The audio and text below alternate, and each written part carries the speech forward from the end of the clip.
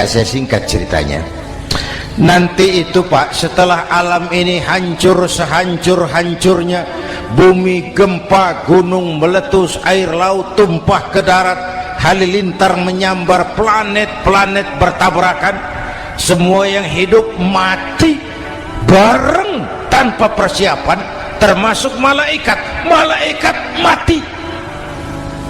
Yang tinggal cuma Allah sendirian. Yang lain hancur semua, tinggal Allah sendirian. Allah patroli, berseru-seru, limanil mulkul yaum, ahai, siapa penguasa hari ini? Mana Fir'aun yang ngaku Tuhan? Nongol kalau memang Tuhan. Mana Abrahat, mana Namrus, mana itu Benito Mussolini, mana itu Adolf Hitler, mana itu Hosni Mubarak? Penguasa-penguasa yang ngaku berkuasa, nol kalau memang penguasa. Gak ada yang jawab Pak, semua sudah rebah. Allah lalu berkata, la ilaha illa ana. Ternyata tidak ada Tuhan lain selain aku. Allah sombong waktu itu.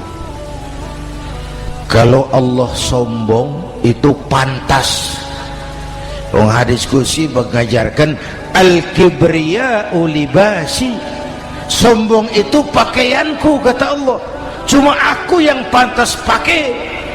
Kamu manusia nggak pantas pakai pakaianku, kebesaran. Pakaian Allah mau dipakai, sombong itu pakaian Allah, cuma Allah yang pantas pakai. Nanti itu yang pertama dihidupkan bukan kita, malaikat dihidupkan lebih dulu. Tiupan pertama, malaikat hidup semua, diatur panitia akhirat. Yang nyambut tamu siapa, yang pimpin marawis siapa, Malik siap, sediakan neraka. Aku mau bakar itu bajingan tengik yang waktu di dunia nggak mau sujud, jauh dari ulama, tinggal di masyarakat jadi biang kerok, sama yatim kejam. Sediakan neraka. Baik Ridwan, iya, sediakan surga. Aku mau balas hamba-hambaku yang waktu di dunia rajin sujud, dekat dan cinta kepada ulama, santun kepada yatim, suka menolong orang yang memerlukan pertolongan. Baik Jibril, Mikail, iya, ke surga. Untuk apa ya Rob? Ambil kendaraan bernama Buraq, turun ke alam, cari di mana kubur kekasihku Muhammad, bangunkan dari kuburnya, bawa ke surga. Turun Jibril dan Mikail, cari kubur Nabi. Wong alam sudah hancur-hancuran, jangan cari kuburan, cari bangkalan aja nggak ketemu. Bingung dua-dua. Jibril, sebelah mana kubur Nabi? Nggak tahu Mikail. Lalu dua-duanya sujud mohon pertolongan Allah. Dengan izin Allah terbuka kubur Nabi. Allahumma sholli alaihi wa ala alihi. Bangun dari tidur seperti orang bangun dari kubur seperti orang bangun tidur. Nabi mengusap mata, menoleh ke kanan Jibril, menoleh ke kiri Mikail. Lalu tanya, ayu yaumin hadza ya Jibril? Ini hari apa Jibril? Ini hari apa? Hadza ma wa'ada ar-Rahman. Ini hari yang dijanjikan Allah Muhammad. Ini kiamat. Kiamat Jibril? Kiamat. Jibril, kalau memang ini hari kiamat, aina ummati? Umat saya mana Jibril? Umat saya mana? Allah karim. Belum pernah saya lihat di dunia ada satu pemimpin yang begini besar cintanya kepada umatnya seperti baginda Rasul. Dari dunia sampai akhirat beliau cinta kita. Dari dunia sampai akhirat beliau bela kita. Bangun dari kubur, tahu hari sudah kiamat, yang pertama ditanya, aina ummati? Umat saya mana Jibril? Kita yang ditanya. Kalau saya yang pertama dibangkitkan dari kubur, lain pertanyaannya. Ini hari apa Jibril? Kiamat Zainuddin. Oh, bini saya mana Jibril? Nabi enggak tanya Khadijah wala Fatimah wala Aisyah, aina ummati? Umat saya mana Jibril? Umatmu? Iya. Kau manusia pertama yang dibangunkan dari kubur. Yang lain masih dikubur. Oh.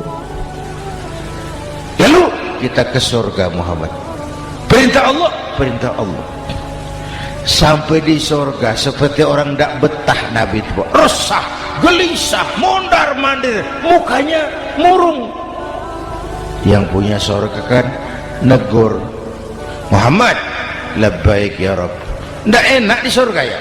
Enak. Kok kamu seperti orang nggak kerasan gitu, resah, gelisah? Kenapa? Saya teringat umat saya ya Allah. Bagaimana Muhammad? Saya minta izin mau keluar, tengok saya punya umat. Oke, saya potong ceritanya. Saat manusia dibangkitkan dari kuburnya masing-masing, Masya Allah, Masya Allah, saya nggak sanggup bayangkan jumlah manusia yang hidup di muka bumi sekarang kan 6 miliar. Bayangkan manusia dari awal sampai akhir berapa puluh miliar kumpul di padang mahsyar. Subhanallah. Sibuk, panik, bingung mau disidang di hadapan Allah. Sebagian kumpul di pojokan berunding, kita mau disidangi. Terus ayolah kita cari bantuan. Kemana? Kanan Buyung. Begini. Kita ini kan anak cucu Nabi Adam. Pantas dong kita minta tolong sama beliau. Yuk, setuju. Berangkat cari Nabi Adam. Ya Adam, anta abal bashar. Adam, tuan datuknya manusia. Kami cucu kamu, anak turunan kamu mau disidang. Tolong kami Adam, tolong. Kata Nabi Adam, Quraisy mas, rombongan Jawa udah aku naik mumet lagi sama Nabi Nuh saja. Nuh bilang tidak bisa, saya juga punya masalah, pernah minta obat ditenggelamkan. Ibrahim barangkali. Semua Nabi hand up, angkat. Ada satu pemimpin, Allahumma salli alaihi wa ala alihi, diizinkan Allah. Dikala semua nabi yang lain angkat tangan hand up, beliau malah ummati ana laha, ta'ali ummati, ta'ali ummati, umatku sini, umatku sini. Beliau memanggil-manggil umatnya. Yang bagaimana? Umatku besok di akhirat datang menghadap Allah dengan muka bersinar-sinar karena sering wudu. Sering wudu kan sering sujud. Masa cuma wudu tapi enggak sujud? Itu nanti ndak usah mengaku Rasul yang panggil, sini umatku. Tapi kalau muka enggak pernah wudu, enggak pernah sujud, merangkak di depan Nabi, saya umatmu ya Rasul. Kata Nabi, umat saya enggak ada yang kumpul gini. Dikala itu beliau berkenan memberikan syafaat. Syafaat itu saudara-saudara, saya pakai sarung, sobek sedikit. Syafaat itu nambeli, itu loh. Salat saya kurang sedikit, sedekah saya campur riak sedikit, puasa saya ikhlas sedikit, ditutup dengan syafaat. Saya mau dagang, perlu modal 20 juta, saya punya uang 15 juta, yang 5 juta syafaat. Jadi harus ada modal. Kalau sholat tidak pernah, sedekah tidak pernah, lalu syafaatnya dari mana?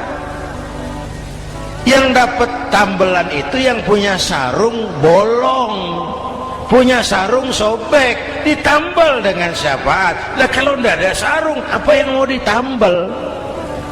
Ya, Nah, mudah-mudahan kita semua mendapat rahmat Allah dan mendapat syafaatnya Rasulullah sallallahu alaihi wasallam.